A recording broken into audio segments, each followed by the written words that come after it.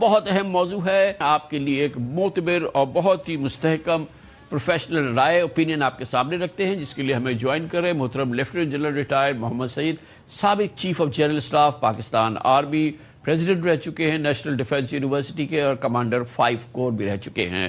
بہت بہت شکریہ جنرل صاحب، آپ نے ہمیں جوائن کیا ہے. بہت ہی تاریخی لمحہ ہے.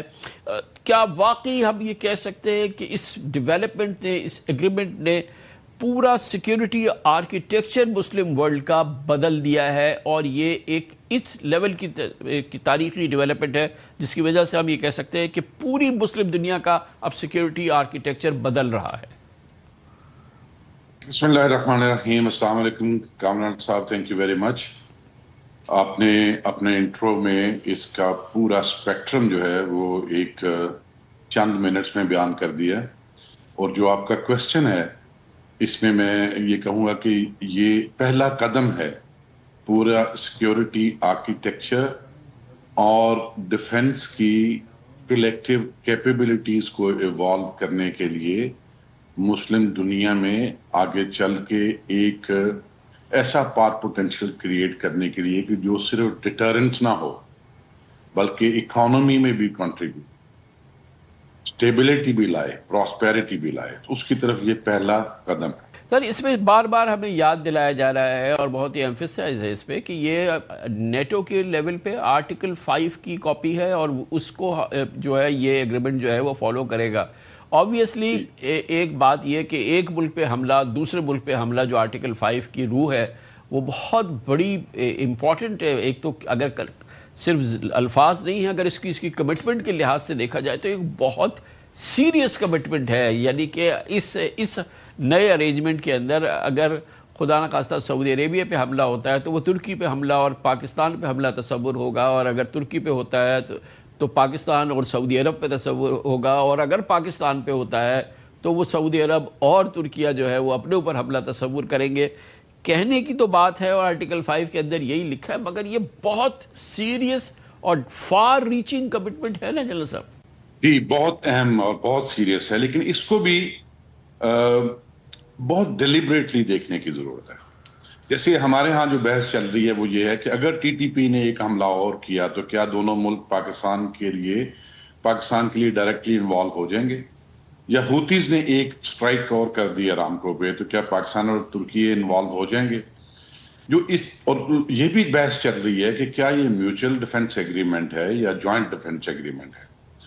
بنیادی طور پہ جوائنٹ ڈیفنس ایگریمنٹ اور میوچل ڈیفنس ایگریمنٹ تقریباً ایک ہی طرح کی چیزیں ہیں. میوچل ڈیفنس ایگریمنٹ جو ہوتا ہے اس میں ریسیپروکل جو ہے انوالومنٹ وہ زیادہ پرومیننٹ ہوتی ہے، اور جوائنٹ ڈیفنس ایگریمنٹ میں ریلیٹیولی کم. لیکن ٹائٹل سے فرق نہیں پڑتا، لکھا کیا جاتا ہے اس ایگریمنٹ میں، that is what defines every thing. Article 5 جو ہے نیٹو کا، وہ کسی آٹومیشن موڈ میں نہیں رہا آج تک.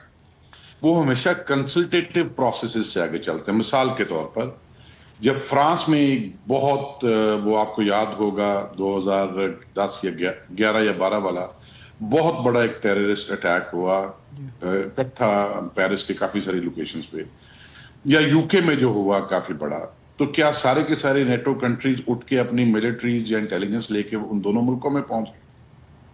اسی طرح اسپین میں بھی ہوا، جرمنی میں بھی کچھ ایونٹس ہوئے. تو جو لوگ سمجھتے ہیں کہ ٹیررسٹ ایونٹ کے اوپر ایک دم سے اگر ایسی الائنس ہو تو اس میں سب کو رسپونڈ کرنا پڑتا ہے، ایسا نہیں ہے. اب یوکرین میں جب رشیا نے اٹیک کیا اور یوکرین کے اوپر نیٹو کا جو ویو ہے اس میں کافی یونینیمٹی ہے، پہلے یو ایس کی بھی تھی، بعد میں تھوڑا سپلٹ آیا، تو کیا سارے کے سارے نیٹو کنٹریز نے جوائنٹلی ایکٹیولی ایگریسولی پہلے ہی دن سے ملٹری ہارڈ ویئر کے ساتھ پارٹیسپیٹ کرنا شروع کر دیا؟ اس میں ایک پوری رینج آف آپشن ہے، ہر ملک اپنی اپنی آپشن اپنی کیپیسٹی کے مطابق ایکسرسائز کر رہا ہے. ایک اور بہت اہم بات، جب بھی یہ ڈیٹیل میں لکھا جائے گا یا لکھا گیا ہے اور پبلک کیا جائے گا تو کچھ ایسے ایگریمنٹس ہوتے ہیں جن کو ڈیزائن جب کیا جاتا ہے یا اسٹرکچر جب کیا جاتا ہے اس میں ایک فنڈامنٹل یا آپ کہنے اس کی جو کور ہے وہ ایمبیگوٹی کو رکھا جاتا ہے، اور ایمبیگوٹی کے ارد گرد سارا وہ اسٹرکچر بنتا ہے. اور کچھ ایسے ہوتے ہیں جس میں بالکل پلینلی ہر چیز لکھ دی جاتی ہے کہ کون کیا کرے گا. مگر وہ کیا سر، وہ کیا، معاف کیجئے گا، وہ کیا ریڈ لائن ہے جو کہ جس میں کوئی ایمبیگیوٹی نہیں ہوگی اس پورے آرکیٹیکچر میں، اس نئے ایگریمنٹ میں، اس نئی گلوبل ڈیولپمنٹ کے اندر؟ وہ کیا لائنز ہیں، وہ کیا تھریشولڈ ہے جس میں کوئی ایمبیگیوٹی نہیں ہوگی، جس میں تینوں ملک جو ہیں وہ ایک ساتھ رسپانس کریں گے؟ اوکے، پہلے دو تین بڑی باتیں کی گئیں اس میں. ایک تو انہوں نے کہا کہ یہ ایک تینوں ملک ایک کلیکٹیو اور رینیوڈ ڈیٹرنس کریٹ کریں گے، سیکیورٹی کے لیے، سٹیبلٹی کے لیے ریجن میں اور ریجن سے باہر بھی. اب یہ ڈیٹرنس ہوتی کیسے ہے؟ مثال کے طور پر اگر ایران ہی چاہتا ہے کہ وہ یو ایس کی کسی سٹرائک کے اگینسٹ میسو سٹرائک کرے سعودی عرب کے اوپر، تو ان کے پالیسی میکرز بیٹھ کے اس معاہدے کی امپلیکیشنز کو پہلے سٹڈی کریں گے. ہوتیز نے ایک ڈرون اٹیک کر دیا، لیکن اگر وہ میسولی اٹیک کرنا چاہتے ہیں تو وہ بھی پہلے دیکھیں گے کہ اس کا کانسیکوینس کیا ہوگا. تو ایک ڈیٹرنس جو ہے وہ ایک چھوٹے ایونٹ سے لنک نہیں کی جاتی. جیسے پاکستان نے جب سپٹمبر میں ایگریمنٹ کیا سعودی عرب کے ساتھ، اس کے بعد اسکرمشز یا چھوٹی موٹی سٹرائکس تو کرتے رہے ہوتیز بھی، اور ایران نے بھی کی. تو کیا پاکستان اس میں ڈائریکٹلی انوالو ہو گیا اسی وقت؟ ایسا نہیں ہوا. تو ریڈ لائن یہ ہوگی کہ کسی بھی، میرے خیال میں جب لکھا جائے گا تو پتا چلے گا، بٹ ازیوم کیا جا سکتا ہے کہ تینوں میں سے کسی ایک ریاست کی کیپیسٹی سے ہی باہر ہوگی یہ ایک ایسی ملٹری اگریشن، اور اتنی وائڈ اسپریڈ ہے کہ امیڈیٹلی وہ کالز فار پارٹیسپیشن آف الائیز، تو ان کو جانا پڑے گا اس میں. لیکن میرے خیال میں کنسلٹیٹو میکنزم کے تھرو یہ ڈیسیژنز ہوں گے. پہلا کام تو یہ کہ یہ ایک ڈیٹرنس کرے گی. دوسرا، ایک بڑا واضح انہوں نے بتا دیا، اور اس کی ضرورت محسوس ہوئی میرے خیال میں. ایک تو 2023 سے سعودیہ، پاکستان اور ترکی جوائنٹ ڈیفنس پروڈکشن میں بہت کام کر رہے ہیں، کولیبوریٹ کرنے میں بھی. اور اس کی جو ان کا ٹرائی لیٹرل میکنزم ہے، اس کی میٹنگز استنبول میں بھی ہوئیں، ریاض میں بھی ہوئیں، اسلام آباد میں بھی ہوئیں.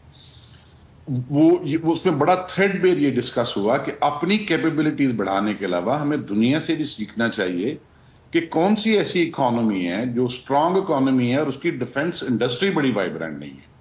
تو ہمارے پاس ہیومن ریسورس بھی ہے، R&D کا انفراسٹرکچر بھی ہے، ہمارے پاس کیپٹل بھی ہے. تو کیوں نہ ہم بھی اکٹھے ایسی پروڈکشن میں جائیں کہ جو اکنامیکلی بھی اسٹرینتھن کرے.